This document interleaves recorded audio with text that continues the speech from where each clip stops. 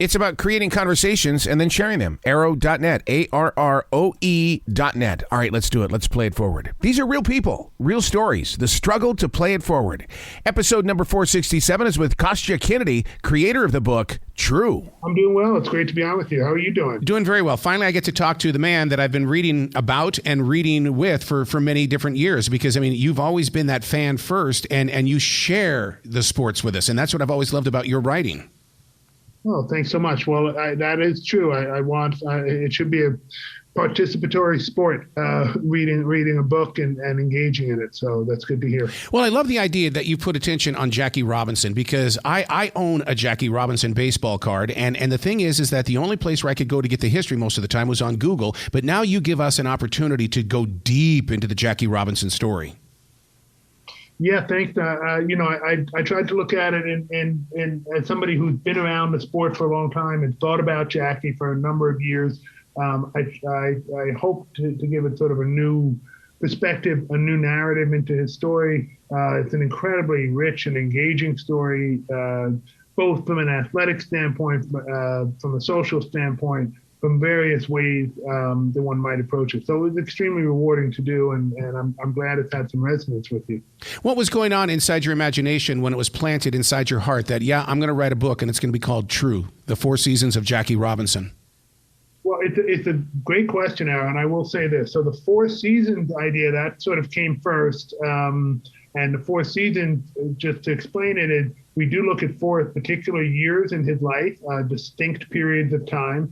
And it's also metaphorically the spring, summer, autumn, and winter of Robinson's athletic and public life. And I really like the idea of being able to look at him without necessarily having to go blow by blow through everything that happened, to look at him at these distinct periods in his life, how he's changed, how he's evolved, as well as, it's a very important time in American history and social history, and how his environment was different in each of those seasons. So that concept and the way to tell the story and present it came early on.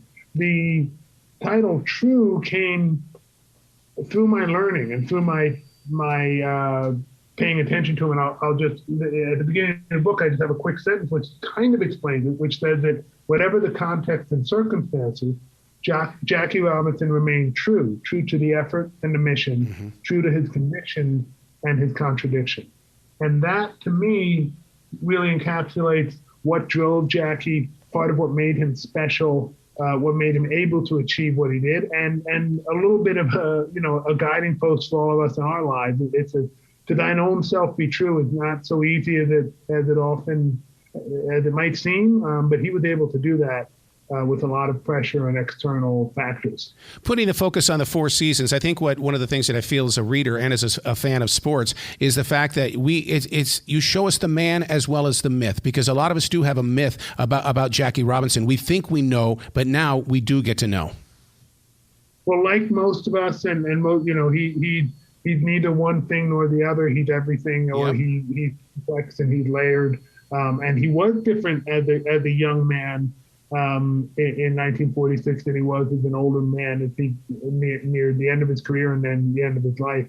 And seeing the way he interacted with people, not just as a player, but people within his family, his wife, who was his crucial partner for so many years, and his dear friends. And we see a lot of, it says a lot about the man, as you put it, to be able to look at those things. One of the things I've never heard when it comes to Jackie Robinson is I've never heard a fan say he used to be. He's always been Jackie Robinson, the baseball player or the guy that was socially involved. But we've never used the word he used to be.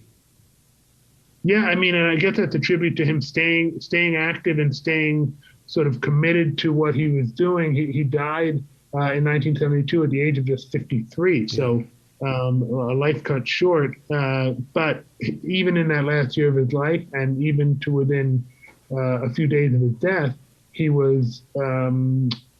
spoke at a World Series game 9 days before he died. He was having appearances. He was making use of his time. So used to be was not really in his vocabulary, right? He continued to push the envelope and continued to move forward throughout his entire life. To create this book, and it had to be unlike any other, because I know where your heart is where did you get to go that you didn't think that you were going to end up? Because there's so much information here that really, I mean, a lot of us did not know. Yeah, I mean, I had to explore through a lot of different sources. Montreal was a big portion of it that year in 1946, which I felt had been quite underreported. The environment up there, which was so crucial to Robinson's development as a man, as a player, his emotional development, psychological development, and all of that, as a celebrity as well. So that understanding and exploring that time in Montreal, his first year in that kind of surrounding, was really a new special thing. And I feel that also getting to sort of travel into the apartments and the fish shops and the sidewalks and the playgrounds of Brooklyn in 1949 was another really important part of it. I was able to speak with people who, just as an example, one source, a man named Ira Glasser, who became the head of the American Civil Liberties Union for 25 years. He was 10 years old in 1949. And an enormous Jackie Robinson fan, a huge fan of the Dodgers and Jackie Robinson. And he's open about, and you can see the impact that his exposure to and love of Jackie Robinson in that integrated place of Ebbets Field shaped his career and led him to a life of civil rights. And it shaped many people's lives in that way. So these were just some of the areas that I was able to sort of get into and explore that I hadn't necessarily expected. It's always an organic process when you begin reporting and researching and exploring a book. I'm glad that you brought up the part about shaping other people's lives and stuff like that, because you do put focus on that, where you said that where Jackie changed American business, he opened so many different doors in so many different areas.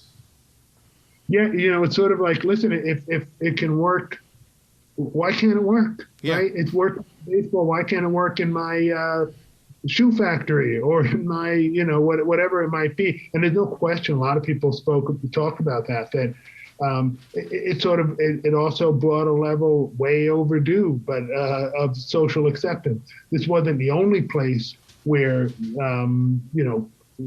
races were working together, but it was one of a few places, and it was certainly the most high-profile place. If you could see it on a platform like baseball, which, as you know, Arrow, and people might remember, in the late 40s and 1950s, baseball was the deal. It was a platform unlike any platform today. The other sports that we think of today as major sports, NFL, college football, basketball, hockey, were not really even on the radar. I mean, they were, sure, they were followed, but they're nothing like the presence of baseball.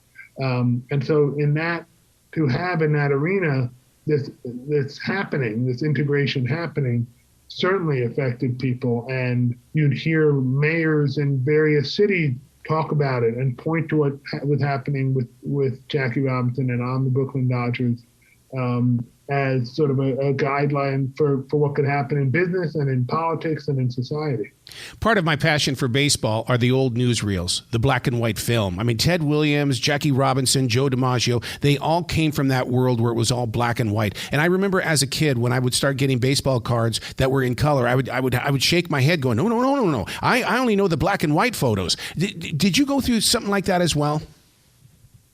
A little bit, yeah. I mean, it sounds like you as well, as somebody who's worked on, I did a book on DiMaggio. I've been in this area before, so that sort of exposure and perspective as a writer, certainly, I'd been exposed to it earlier, and it certainly came through here. In terms of as a fan, I'm much more, I grew up in the world of color, and so it was a visit back to the past to go there. But one thing that was interesting as you talk about it is that for kids in those days, and you often hear people say, oh my God, when I first walked out onto a major league stadium, when I came up out of the runway and saw all that green grass, and the uniform, oh my God. And it's experience that people, it never leaves them. And think about it in a time when there was no color TV or color in the movies or anything. and particularly if you lived in the city, you might never see a stretch of grass that green and that open anywhere. So it was even more acute for those kids coming to Ebbets Field or Yankee Stadium or the Polo Grounds or any number of other parks in America to come into a bright color and beauty of a baseball diamond and stadium. I mean, just to walk into any field is like a little child's dream come true. I mean, I'll never forget when walking into Wrigley Stadium, and of course I had to look to see where Sammy Sosa was. And that's what I love. I look for the wall, I look for the first base line, I look for Sammy Sosa. Now I look for food. I mean, there's such a love affair with baseball. Yeah, no question. It's great to hear. You have your experience, and probably anybody who's been touched by baseball has their own particular experience in the same sort of vein, right?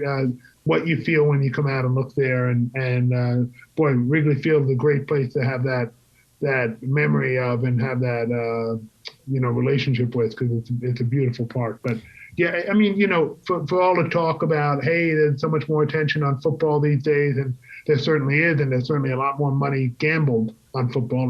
That's one of the biggest reasons for all the popularity. But there is nothing like walking out into a baseball stadium, getting yourself a bag of peanuts or a Coke or whatever. Yeah, and there's something about hot dogs too. I mean, I don't know what it is about baseball park hot dogs. A hot dog at Chase at a ballpark is better than a flaming. The times were changing in the days of Jackie Robinson. Were the other legends of baseball at that time receiving Jackie Robinson in the way of celebrating what was taking place, or were they a little jealous that he was getting so much attention? So it's really an excellent question. I think the answer is both are true. There are other African-American players who thought maybe they should have had the chance. A player like Josh Gibson, the great home run hitter, Monty Irvin, who did later come up and had an excellent career with the Giants.